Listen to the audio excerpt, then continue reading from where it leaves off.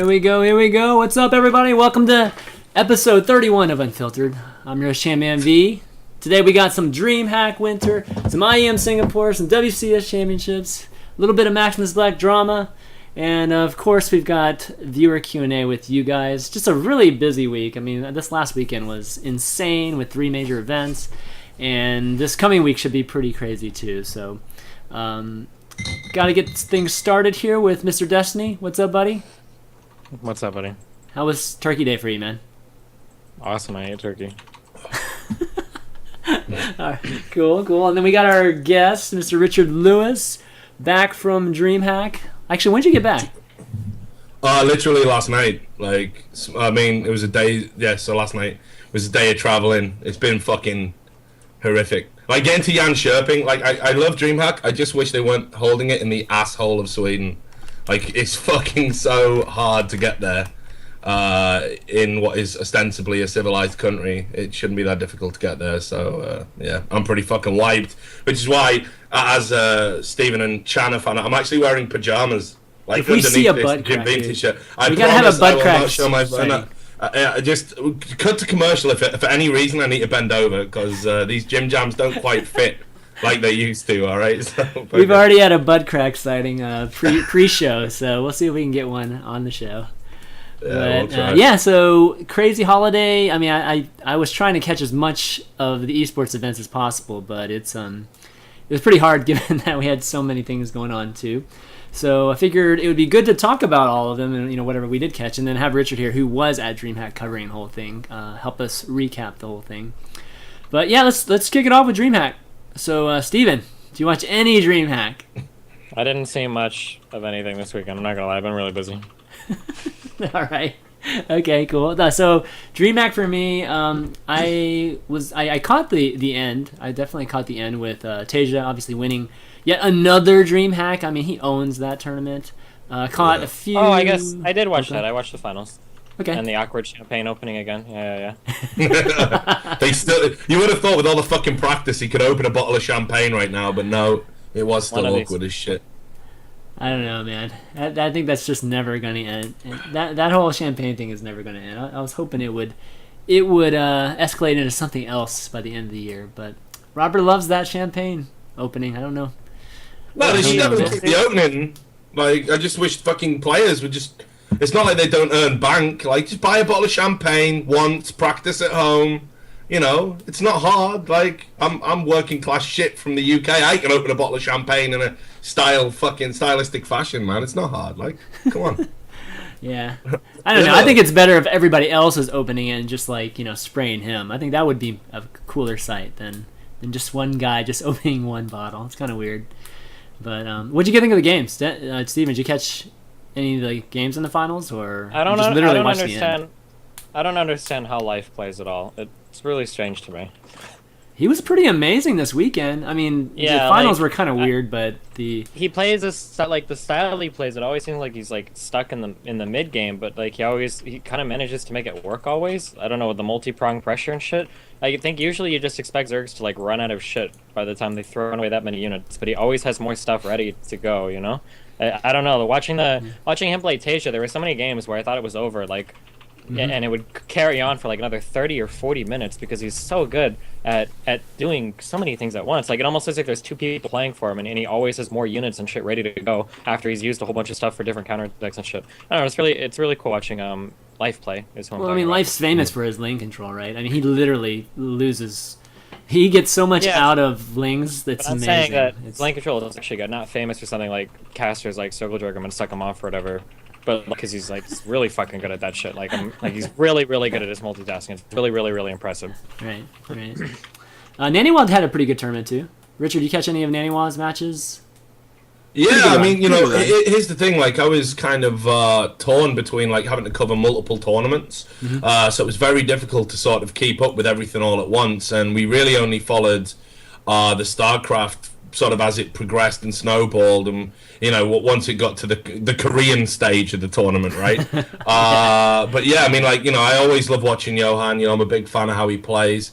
And it was really weird. Like, he's always disappointed when he loses, man. Like, I don't know if he was here and you were to ask him. I don't know if he'd say he had a good tournament, which seems fucking weird to me. I thought he did, but I don't know. But judging by, I bumped into him in the Twitch TV lounge, and I was like, I think it was just after he'd gone out, and I was like, hey, how you doing? Is everything good? And he was like, no, I'm not fucking good. And so I just walked off. But I don't know if that's more about me, like, or if he was just genuinely disappointed. But I mean, that's the standard he sets himself, right? So, you know, that's what he's all about. Yeah, I was surprised he lost to JYP. I would never have guessed him losing to that, especially right after he beat Leenock too. So he was probably on a high coming off of that, and you know, kind of surprised. I was looking forward to Naniwa Innovation. I was like in the middle of, I can't remember what it was, but it was definitely somewhere out, and I was making sure I had enough batteries to watch Naniwa Innovation, but it never ended up happening, so I was a little disappointed in that.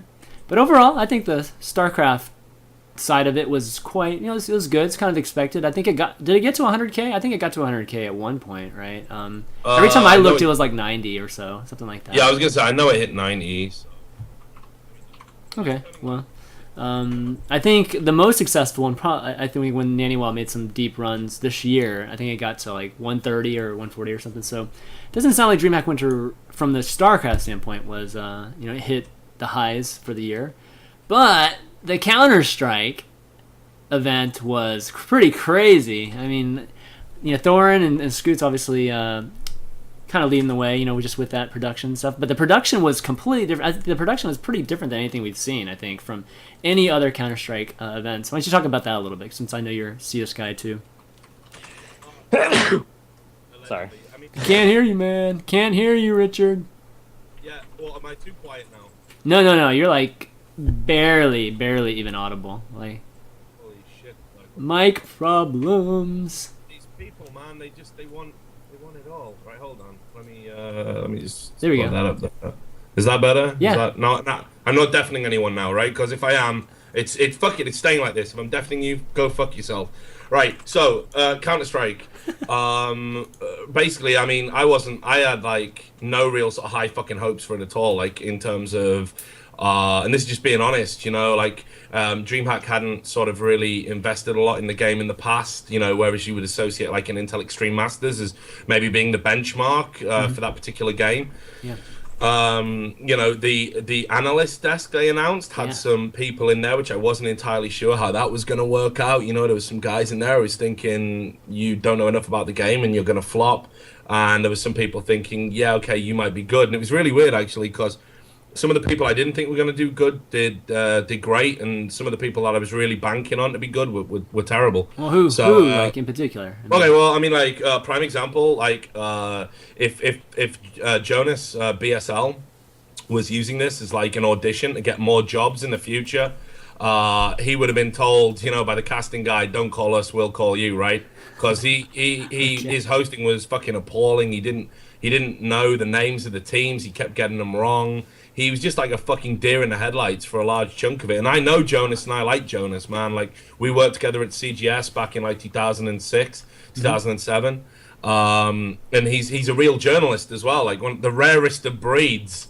He actually used to work on a Norwegian newspaper, you know, and he's one of the old Gottfried crew. So I got nothing but fucking love and respect for him as a person and whatnot. But he was just a terrible host. Like, there's no getting away from it. I can't sit here and pretend that he was good. He was the weak link on the desk. He was really bad, and it just showed he'd been out of the game for a long time. Yeah. He didn't really know what the fuck he was doing, who the teams were.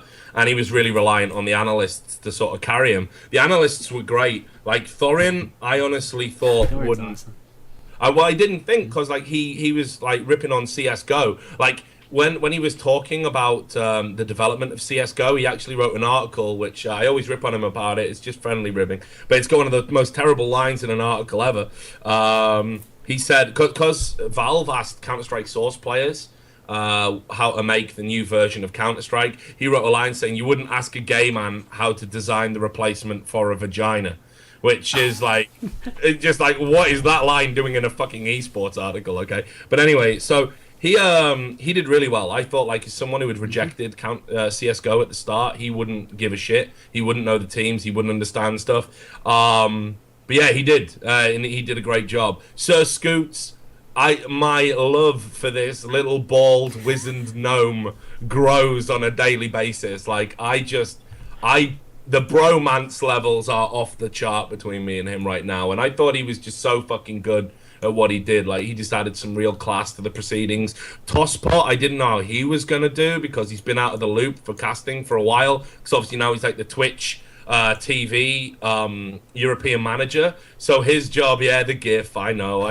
Right? Okay. Let's bring the fucking GIF up. Yeah. The funny thing is that GIF got so much truck like on Reddit and on social media because people thought he was being serious. People thought it was like his EG affiliation. Like he was just saying "fuck Richard Lewis" in the ear, right? But it wasn't like that. It was friendly. Tell me where the fuck was I? Yeah. So Tosspot, right? Like he's Twitch TV's European manager now. Yep. So basically, his job usually is he goes around events apologizing for lag and saying we're going to build new data centers. I mean, as far as I can tell, that's his fucking job, right? Which is great for him. So, but he actually got to do some casting. And I thought, he's going to be out, he's going to be rusty. But man, it turns out if you were ever working for Quad V, you are fucking sick at shoutcasting, and you always will be. It's just that simple. He was the best caster out of all of them. So it was kind of up and down. I mean, like, the whole argument. Did you see the argument over Thorin wearing a sports jersey? Did you see that? Yeah, I saw him wearing it, but I didn't know there was a big deal about it. Well, what happened was... Yeah, people were like, it's so unprofessional, right? And then you got the League of Legends guys like D-Man and Joe Miller basically called him out on it. And Thorin being Thorin, he called D-Man a cunt on Twitter. I didn't hear about any of this. What the fuck? He called him a cunt on air?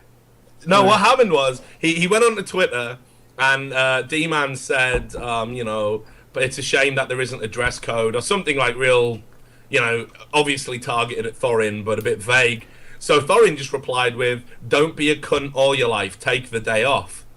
And D-Man, obviously, it was just like, you're the idiot wearing a fucking Lakers jersey on stream. And it blew up, obviously, because the League of Legends community loved D-Man. Like, he's their beloved, the people's champ, right? Mm-hmm. So they got all up on fucking Thorin's dick, big time. Even it spilled over. He did an AMA yesterday. It was still being talked about. And I don't get it. It was like, he loves it. Jeez. It was like, what a fucking pointless drama. I mean, like, Counter-Strike is an esport. Are we really at the level now? Did it happen? Like, we can, complain about people's dress code? Like that's the big deal. It's just incredible. If Thorin was a man, he would have got his fucking Vivendi jersey. Oh god. So that was day one drama. I mean, how esports has fucking gone soft, man. That's all I can say. If the drama is about someone wearing a sports top these days, we all need to go fucking man mode and generate some real drama, because this is bullshit. Destiny, this is why we need you back, man. This is why we need you back. I've been telling people to kill themselves fucking every other ladder game, and no one's made a post on it yet, man. In Control wears a Seahawks jersey almost everywhere, so... Eat money, motherfuckers. What you gonna do, right? You can get away with murder. So, but I mean, you gotta try harder, Steve. Come on, let's get some real drama going on. No more dress code bullshit. So but I thought it was a little bit weird and passive aggressive. Like the League of Legends, kind of setup. LCS is completely fucking different. What Dreamhack's all about, and that was exactly the defense of it. Like, it's fucking Dreamhack. People wear what they want at Dreamhack events. Mm-hmm. People, it's community focused. Like, they want you to be yourself. They don't want you to. I mean, and I'm sick to fucking death of these 2-bit casters. They put on some cheap polyester suit and they think, oh, now I'm a fucking pro. I'd rather we judged esports people on what they said and what they did and how good they were in their respective jobs, rather than what they were wearing, which is hence why I'm wearing the gym jams. Like I give a fuck. So anyway, we have dress codes on this show, man. No assholes. No assholes being out and on display. Yeah, I get it now. Okay, yeah, Chris, exactly. Right, cool. Exactly. So there was that. But yeah, I mean, look, overall, I feel that this was the best production value that Counter-Strike has ever seen. The panel was a real good idea. It's definitely going to be emulated by more tournaments. I think I can see, there's a real chance now, because I did an interview with Red Eye at an IEM, and he said if CSGO ever got more than 75k viewers, IEM would pick it up, and it did pretty much double that. Like doubled that, yeah. That was pretty great. So Richard, was he being serious, or was he just talking shit? Because no one would ever figure that CS:GO. Honestly, nobody. I don't think anybody saw CS:GO getting those kind of numbers. The thing is, Red Eye brought it up again the other day, said I remember this interview and linked to the interview. So he's obviously going to stand by his words, and like Paul, to some people, might just be the fucking master of ceremonies. But Paul's got a lot of fucking influence in Total Entertainment. I mean, he does a lot of shit behind the scenes that people don't know, and he's a string puller. He's not a fucking monkey. He's a fucking organ grinder, right? So he's going to, he can 100% influence them picking up that game. And he loves Counter-Strike. He loves it He still casts Counter-Strike. Yeah, he'll never walk away from that game. It's his first true love, I think. So, which is kind of creepy and weird, but no, I'm kidding. I love you, Paul. But yeah, he loves it to frightening levels. So he will push to get that in. So I think we're entering this new fucking golden age of Counter Strike. I really think it's just kind of sudden. Well, I mean, it's been picking up some steam this year, but this is a giant leap. And what's the record for a Counter Strike event viewership? Because if I remember rightly, and I know someone who hates my guts from 1.6 is going to get in the Twitch chat and correct me in a second. So let's see what they say and let's just believe them, because they're the smart ones and I'm the asshole. So yeah, but I think it was about 60, 70. But it was the the Star Ladder, and it was when the Ukrainians and Eastern Europeans were playing. If there's ever a Russian team or a whatever. I mean, this is back when Na'Vi was still, whole from the 1.6 incarnation. The numbers were big. Anyone else, go fuck yourself. It was 15, 20,000. Yeah. But we've never seen 6 digits. Yeah, so. and for those of you that were seeing numbers, I mean, I think me and Steven even saw 130 to 200 kind of numbers being floated around, just concurrent. But Richard, you actually got real numbers from the Dreamhack guys. And what was it, 140? They said 140, I think it was to me. 145, I think was the final number. People need to realize there's going to be a little bit of confusion because people were adding up the CSGO numbers and the stream numbers. But the point was people sort of had both overlapping because of the cosmetic drop items. So it's not just as simple as adding the two together. I definitely trust Dreamhack as a source on this. It was 100%. 120,000 in the semi-final between NiP and Very Games, and that was tweeted by Dreamhack. So I've got no reason to doubt the 145 number. And after all, they fucking massage the numbers. They'd love to peddle the 200, right? But they said 145 to me, and I got no reason to doubt that. But look, let's not fucking quibble. I mean, that's a fucking still. It's amazing. Yeah. It's more than StarCraft, which is shit all over StarCraft. Who saw that coming? What was the stage like compared to StarCraft stage? I mean, fuck. The stages at Dreamhack, for the other games, the non-StarCraft games, are never quite that impressive. They're always tucked away in corners, Mm-hmm. It's all about the Dream Arena anyway, right? When they play the games in the Dream Arena is amazing. I love watching games being played in there. But yeah, the StarCraft stage pretty much excels. It stands a bit more out of the others. But, it looked nice and it looked good on stream, and that's all that really matters. And, people can see it, actually. That bit where Scoots was fucking me in the ear and giving his, testing out his brand new false hip that he just had fitted with. It's amazing that old guy can move like that, I have to say. I know. I never knew he could gyrate like that, man. He had to have a lie down afterwards, and get his spine realigned. Right, but no, exactly. It was that was the stage. That was the side of the stage. So on the left of where that GIF is happening, there was the production lounge. But that was Scoots. He was off camera at the time, but that was the analyst's desk. So you can see it's not majorly impressive or anything. But I mean, fuck it. It's all about how it looks on the stream, and it was well lit, and it was well produced, and bar a few sound errors on day one. It's as good as CSGO has actually been produced by anybody. Yeah, awesome. Definitely good. And the last thing for DreamHack was a lot of people made a big deal out of Darude playing obviously Sandstorm. And how was all that? Because I don't know, there was some talk about it being kind of awkward, or just people not really responding to Darude. So it was just like literally him up there doing his thing, and everybody else just kind of standing or sitting watching, and that sort of thing. Wait, are you saying that esports audiences aren't good for rave music? Who knew? Who knew? A bunch of nerds don't rock out to Darude, right? Yeah, like I mean it's surprising to me because every single esports event where there's been live music has always been amazing. The crowd's always been super receptive. So this is definitely an oddball there. Hey man, when you get tempo performing live, man, people seem to respond big time to him. But yeah, it basically right from what I could tell, everyone just wanted to get the video of him playing Sandstorm, right? No one wanted to fucking dance to it.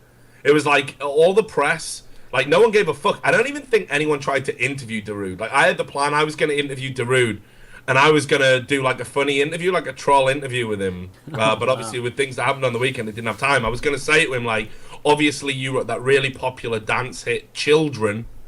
So, and what's it like to get such a good reception at, and obviously that was Robert Miles, and it was like going to be, okay, maybe it's not that fucking funny. Maybe I didn't really plan this out, but that's what I was going to go with anyway. And I couldn't get an interview with him anyway, but everyone just went, all the press went just to film Sandstorm. So it wasn't even like, oh, Darude's playing a set. Like when I went to ESWC one year, we had Bob Sinclair do a private set for all the press. And that was at Disneyland, and we were all allowed to go on the rides by ourselves. They kicked everyone else out the park. But yeah, this was just almost like just people just fucking filming it. Like, everyone just sort of stood there. Like no one seemed to give a shit. The press didn't give a shit. The press were just filming. They just wanted to get the Sandstorm bit. But then I think a lot of people didn't upload the videos because they were like, well, this looks really stupid if Sandstorm kicks in and there's like no one dancing or anything. And it was just really flat. Like, I mean, it should have been epic. I don't know if it was more epic at the after party because he appeared 3 times, I think, over the course of DreamHack.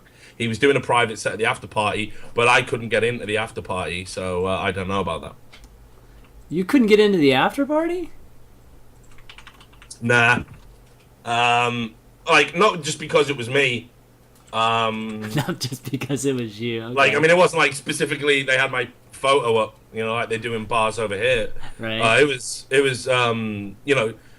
it's just Twitch after parties, like Okay, it was Twitch's after party. Okay. Yeah. But I mean, well, it's not so much DreamHack's fault. They always just feel to be like a fucking massive letdown. Like if you are sort of worth going, for me, like the right idea is like how they do it at IEM, right? Where it's like all the press get invited, all the players get invited. You don't need to go and like grovel to get a fucking pass, right?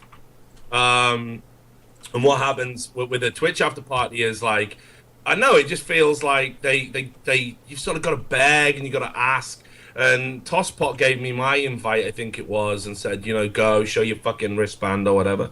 And then when I went down there, it was like, the club was open till 2 or 3, and they were like, but yeah, after midnight, you can't come in. You've got to queue up with the rest of the people.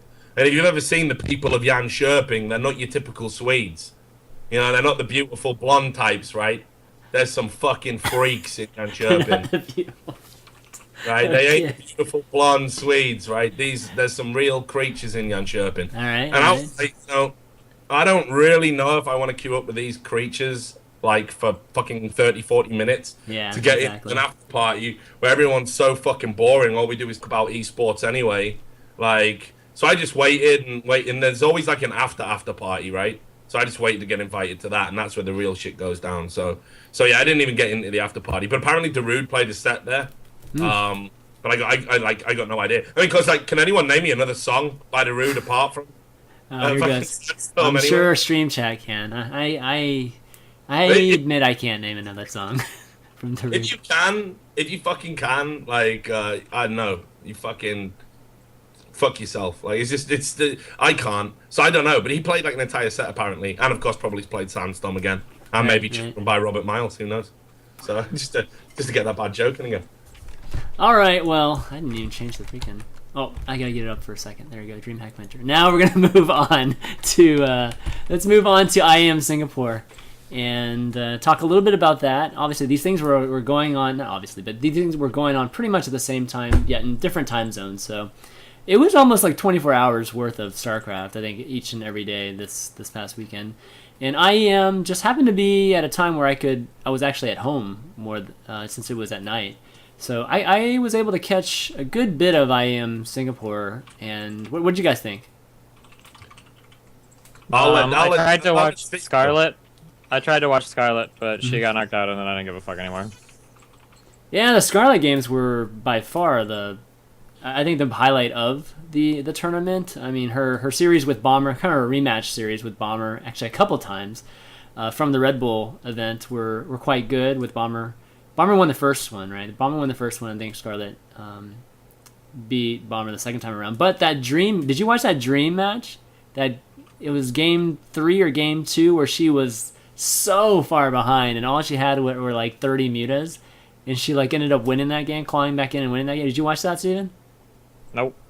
Oh god, you have to watch that. Okay, you have to go back and watch that game. That game was ridiculous, dude, and just kind of showed just how crazy good she is with those mutant lings, and how Dream could just kind of crumble to it. He was so far ahead, and he ended up just kind of giving it away, which is pretty crazy. But anyways, yeah, IEM Singapore.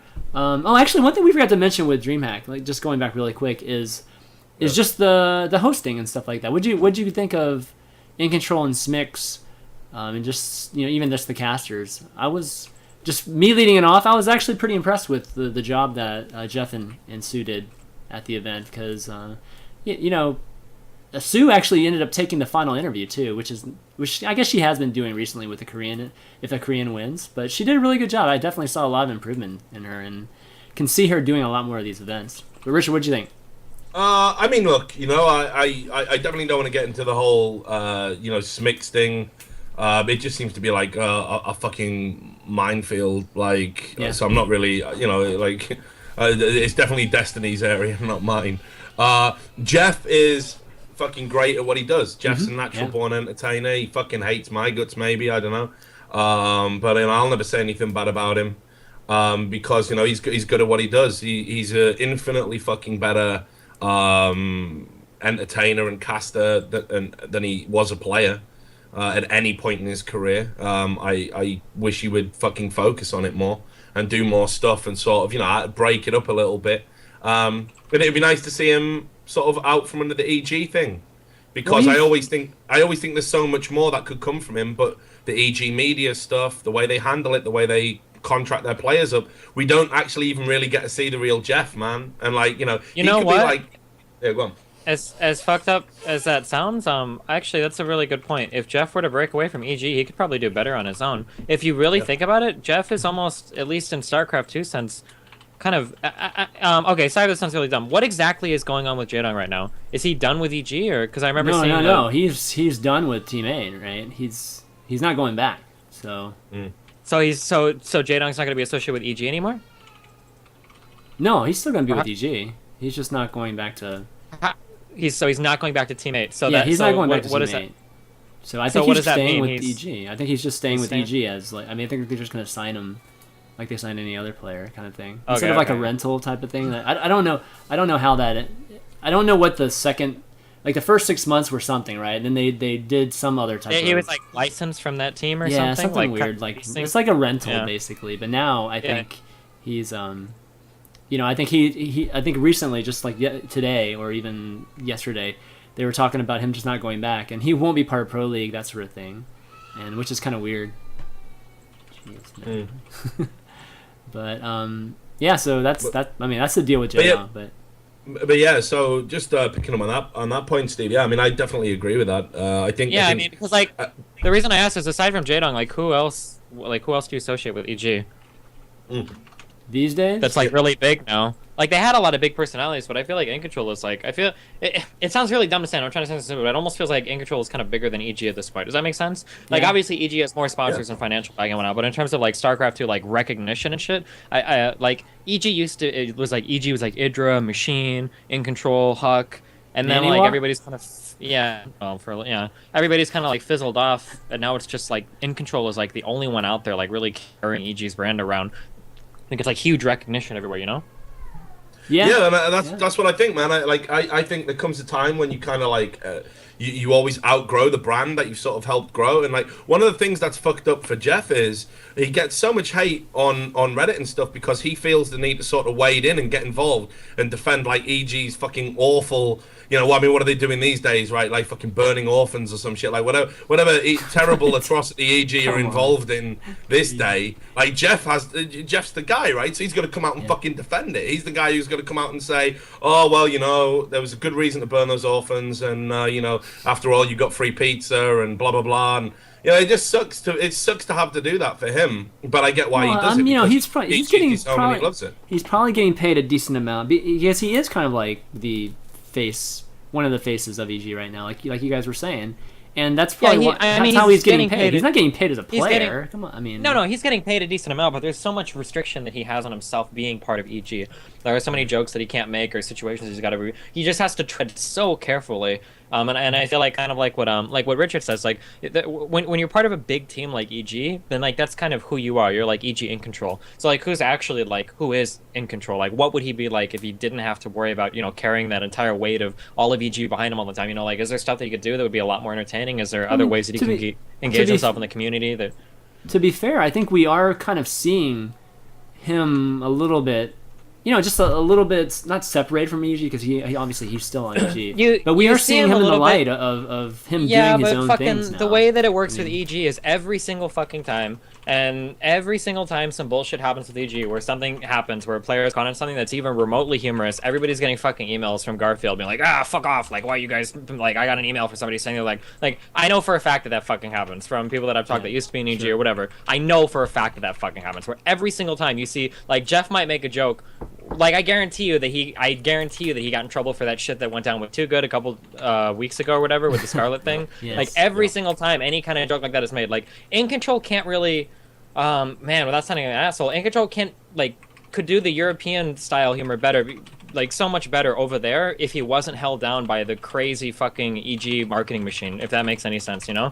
Whereas like Europeans, at least from the casting one, it seems to be like a little bit more laid back in regards to their humor, and sometimes in America we get like super hung up on like the super political correct stuff, you know? It's really weird sometimes. Like I feel bad for him.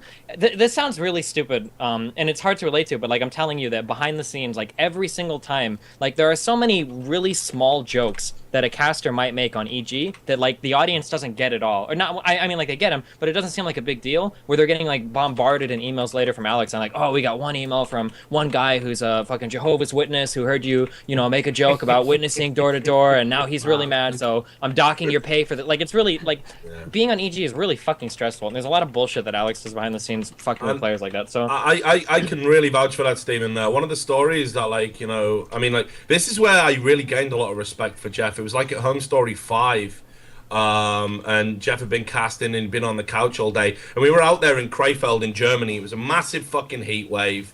Everyone was sweating. It was like the hottest day of the year in Germany. It was like the hottest day on record for about 10 years. It was unfucking real.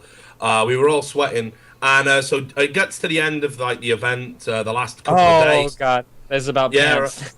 Yeah, right. So Jeff, Okay. So Jeff, his shirt and clothes. I mean, they're fucking. You know, you can't ask Dennis. Hey Dennis, you know, you've given me food for like 3-4 days. You know, you're letting me cast on your couch. Everything that we need is taken care of. Can I use your fucking washing machine as well, right?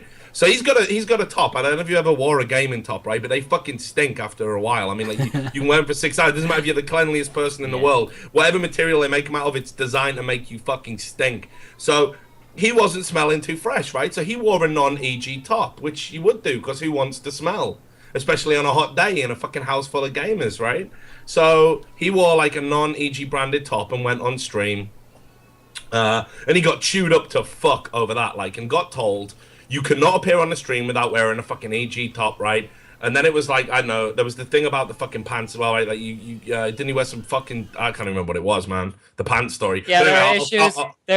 there are issues with and it wasn't just CG, but I've heard it from other teams too, where like players will be on stream in shorts, and that's like not part of the team uniform. Like the team uniform is like you have to be wearing slacks. Like and it was at a home story cup again too, where people are like fucking sweating their ass off, and some guy threw on shorts. I don't want to name the player of the team, but like somebody threw on shorts, and he ended up getting chewed the fuck out because wearing shorts wasn't part of the team uniform. Right, and that Oh, that shit. isn't even the worst part of what happened to Jeff at home story, right? So he's already sat there. He's had to put on his BO soak, that's body odor. I don't even know if that translates across the Atlantic, but yeah, BO, fucking soak top, and he's sitting there all fucking miserable, stinking, not wanting to. It's fucking awful. And then, right, he drank a non-Monster energy drink, I think, on stream. I think, and I don't know which one it was. But the next thing I saw was like Jeff had to go away. He'd had a phone call, and he was sat in the press room going, "I don't even know who the fuck owns it, man. Is it Kraft Foods?" And he was like on Wikipedia, like that was a terrible in control impression. Sorry, but he was on like Wikipedia trying to find out who owned the energy drink because it wasn't a It wasn't like the company that owns Monster and all its fucking subsidiaries or some shit. So he got chewed up about that, and that was when he went on Twitter and was like, "I think it's time for a change." And I assumed there and then that would be the parting of the ways, but since then it hasn't been. I presume Alex has realized like how much of a fucking asset he is. Yeah, because like serious, I mean, it's really hard to do it on yourself, but dude, In Control could do really, really well on his own, independent of any team. I think. Yeah. I think EG would lose more losing him.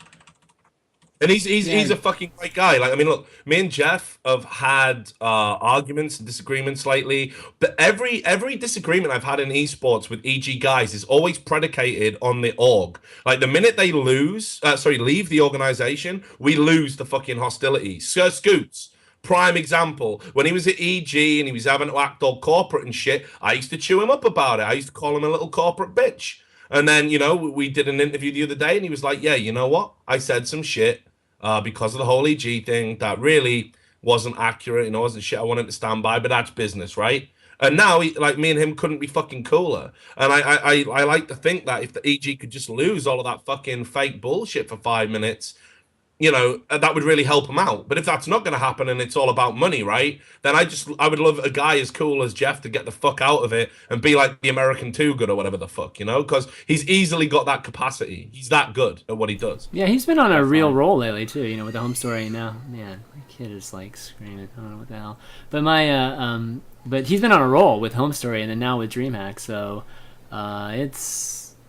Yeah, I kind of agree. I've said that a long time ago too. Like there was a time where I was thinking about making I think fan apps for all the players. You know, like for mobile apps, like a long time ago. And I remember, you know, it wasn't possible to do that just for whatever reason. And yeah, I was like, wow. I mean, Jeff could do so much more just on his own with his own brand. But so I don't know. Maybe one of these days. Again, he's getting compensated really well from EG. I'm sure. Oh yeah, and look, man. And you know, sometimes it's you sell a little bit of yourself and you take the money, right? But I'm not telling Jeff that he shouldn't do that. Like he's got to make a living. He's got to eat, and he absolutely fucking should look after himself. You know, he's a married man. Literally. Totally respect the decision either way he goes. I just think esports is being deprived almost of like something that could be even more fucking awesome just because of this corporate PC bullshit that's predicated right the way through it, you know? I agree. EG is killing esports. I can get behind that. Oh, no. It wasn't me. It wasn't me after all. It was EG. So anyway, look, getting back to the fucking point. Yeah, the casting was brilliant. Jeff was brilliant. He's always brilliant, like that goes without saying. Apollo, I mean, this guy, what can be said about this guy? He's fucking just great at what he does. And I'm loving him and Nathaniel's partnership's getting really good now, I think. And Nathanius he's in the chat right now, but Nathanius, so I'll be interested to see where he ends up in this 2014 because it's it's kind of a pretty scarce industry right now for casters and for jobs, right? So Nathanius is one of those guys I think a lot of people really, really like, and if he's going to get a job somewhere, somebody's going to have to lose a job, right? So it's going to be interesting to see how that ends up happening or what ends up happening there, and I don't know. I mean, it's look. I know you're tight with Nathanius. Like, I will I'm not say super this. tight with Nathan. No, but I mean, I will say this. What I will say about Nathanius, like, I like his work, but I can't help but feel he's already got to that fucking. He's got an ego disproportionate to his ability stage. Like, Ouch! I'm gonna fucking say it, man. This guy, he's acting like. I know, like, I hate anyone in esports who's like, I'm the biggest deal in the fucking room, and I think he's in danger of getting that way at the moment. So really, yeah, just saying, dog. Like, just telling it like it is. This is based on my experience of interacting with him. I mean, like, yeah, you know, he's still in here, right? Let me see if he's still in here. If I was him, I'd just be a little bit more fucking humble. I mean, he's gonna go places because Apollo fucking loves him anyway. Oh, he's so there's no need, you know. So there's no need to go fucking OTT like, you know, you earned it all and all that. I remember when the fucking community were really pushing to get him on the DreamHack ticket. He's got a massive fucking amount that he owes, not to his work ethic, but yeah, a little bit to his work ethic. Oh, come on, but, you know, I mean, yeah, no doubt, right? But like the community gave him a massive push. Dudes like you gave him a massive push. You know, I'm just saying, like, don't forget all of that shit just because you finally fucking made it. And, you know, got partnered with, like, a real guy, you know, like an esports man, you know. Just saying. That's all I'm saying. I'm just putting that out there. That's okay, the beer talking. Enough. That's not the beer talking. It's fucking true, right? Fair enough. All right, moving on to IEM Singapore. And we were kind of midway talking about the games. The games were pretty good. In the end, what's funny about all the events is that somebody from each race won each of the events. So it's a little bit funny that way. But with IEM Singapore, I think CJ Entis Hero ended up winning it. Ended up being on PvP finals. But one of the big things from that tournament also was that Idra was casting that, right? And we had Greg on here last week, and I went on record and said that I hope that Idra casts a lot of events next year, because I think you know, him as an analyst mixed with a play-by-play is really, really good. And so watching him this week, he was actually even better than the last time he casted an event. So I was really impressed by his casting. I'm not sure. What do you guys think? I mean, it was good. I mean, you notice there's always a trend whenever you get player casters where everybody. I know, right? Like, everybody wow, loves they're so it. good. Everybody fucking loves it. You realize do you think that you might be saying anything? Do you understand what I'm getting at? Yes. I know Okay. you're getting Yeah. at. So I mean, I think it speaks maybe a little more to our casters need to get their shit together a little bit. But I mean, yeah, he's good. He's definitely good. People like watching him. He's pretty funny.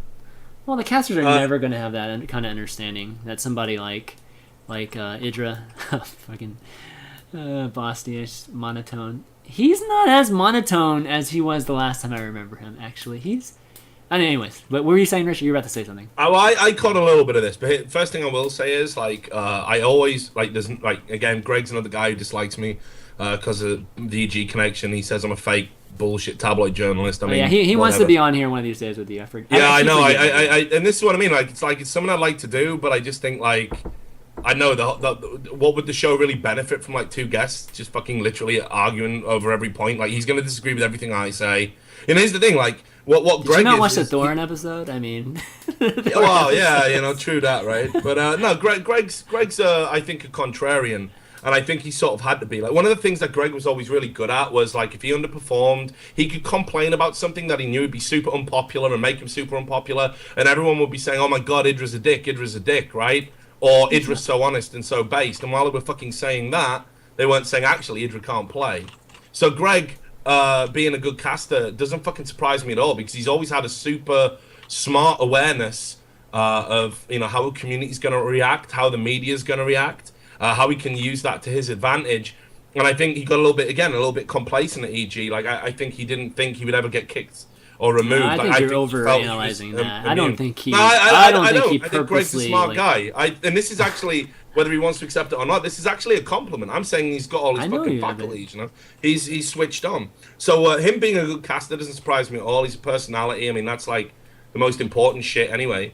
When you're a caster, actually have some fucking personality. And yeah, okay, his voice could be a little bit monotone on occasion, but I think he's worked on that secretly, because I caught some of the IEM shit recently and I thought he was awesome.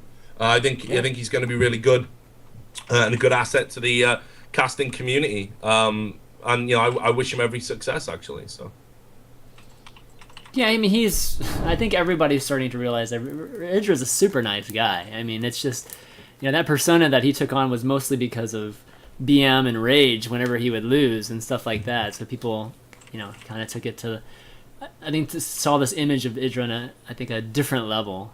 But there's no doubt he's always been a solid, really good player. At one point, very, very crazy good player. And that, I don't think a caster's ever going to get to that point, like Steven, too. Like you were saying that a caster should step up. You can, but it takes actual like work. Like you have to put in research and shit. You can't just show up at an event and use your fan base to watch you cast. Yeah, but even researching isn't the same as like living it and playing it like crazy understanding. Just it's not the exact same, but you can reach a decent level of understanding through a lot of research.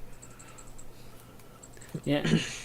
Yeah, I mean, it's definitely possible, but I just don't see it. I mean, I don't. Paulo comes the closest to putting, I think, that amount of work into it. Artosis too. Artosis plays a lot too, right? So, but outside of that, I don't. Are we talking about? Did we switch to Hearthstone already?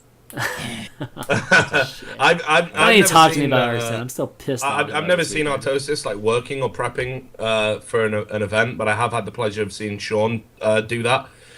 And man, if anyone can outwork him in the casting community, then fuck it, I'd be amazed. Like I've never seen anything like it. Like even when he sat down a bar, and you know what it's like at DreamHack, right? Like Boss DH is in the chat, he'll fucking verify this. Robert will definitely verify it. He sat there when everyone else was getting drunk, and he just sat there with like a fucking iPad or whatever it was, and he just always watching, always learning, making notes, watching demos, like you couldn't even buy him a beer type thing. It was just like he was just working so fucking hard, like working constantly.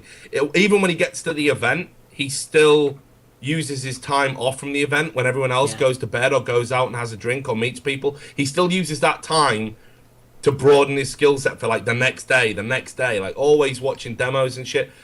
There's not many harder working people in the whole of esports, I'd say. Yeah. That's based on a few times I've seen him. So, like again, just a fucking top guy and a hard worker.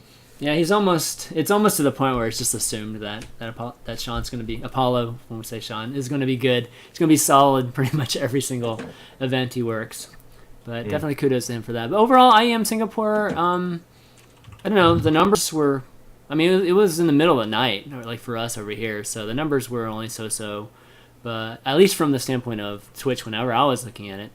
But I don't know. Overall, I think it was pretty entertaining. I mean, having Scarlet at an event is going to be entertaining. I think it's going to carry your event pretty well, regardless. Especially after she did pretty well the week before. Yeah. Anything else? Any last words on IEM Singapore? Just when are these big tournament organizers going to fucking get their shit together and stop clashing?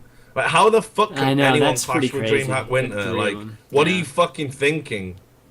Like, just and it makes me sad, man, because this was a great weekend for StarCraft 2 in particular, I would say.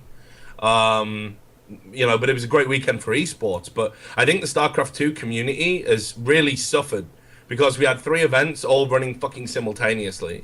Well, 2.5 because WCG, right? But it makes me fucking sad that we're still here at this time. Like, we're all gonna do shit on the same weekend. Like, why can't we all sit down and just fucking space it out better? Yeah, I think a lot of folks are going to be able to do that more. I mean, 2014 through 13, a lot of it was a result of just WCS, right? So we're not through this stuff yet, and this is kind of like the last few weeks of overlap and that sort of thing. But yeah, 3 events on the same weekend. And one of them not being WCS is pretty terrible for us, the viewers, and I think for the tournament organizers too. But WCG, okay, so kind of carrying it into WCG, I didn't watch this event at all. I mean, I felt like we should talk about it a little bit in case, give it at least some light if some of you guys might have caught it, but I didn't catch a single match from this. Did you guys watch it at all? I heard about my fallen brother. Yeah, I saw Desbro was 0-for. I don't even know what 0 what it, but he was 0-for in that tournament. But they were all close games, I think. They were all close games. Nice, Steven. Oh man, but yeah, so that tournament was happening at the same time. Solky ended up winning it, the one tournament as Zerg won. But yeah, it's kind of too bad for WCG because it was kind of cool. I mean, it's kind of cool having some of the names that went. Guys like Zenicider and Suppy and Desbro and all those guys actually getting to represent, our countries in that tournament, and didn't get much of any attention, unfortunately. Wasn't at a great hour either, so it was one of those things too. I don't know, because I broke the story about WCG going mobile only, and then they like changed their mind, and I just wish they would just let the fucking brand die. It's fucking sad to see it in its current state. It's honestly, it's like a terminally ill relative, like it's great that they're still around, kinda, but equally, you just it's gonna be so much better when they're dead. No one's enjoying this shit, They're never gonna be back to where they were in like the early 2000s and shit. Yeah, exactly. Just fucking go. Just give them the pillow, Like just fucking wait for them to go to sleep and just give them the pillow. That's what needs to happen with WCG, or just change the name. Like just fucking rebrand it. Like no one needs to remember like how good it used to be and how shit it is now. It's just a fucking shame. Like, well, they could just change the format of it. I mean, there's still being money dumped into that thing. They're making just weird decisions with it, I think. And having it always, I don't know, are the championships at the same place every single year?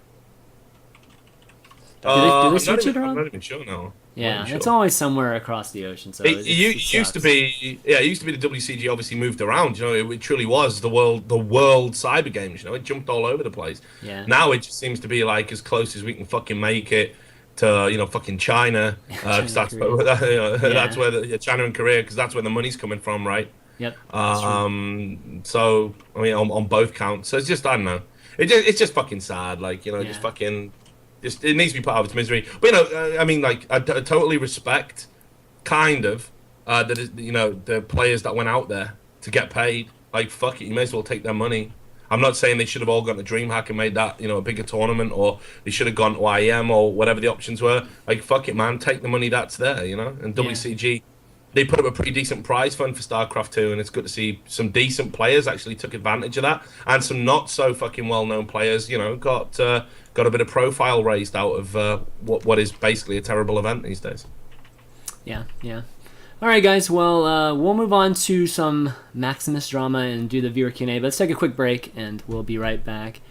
And quit spam and remove Richard Lewis or keep Richard Lewis. It's like a lame chat whenever you guys do that. So. No. I like this. It's great. Like half of these guys don't even know who I am. I feel like I've just broadened my fucking. It's like a lame chat. Like so there's other people that want to actually talk about shit in the chat. So, okay. Anyways, we'll be back right after this.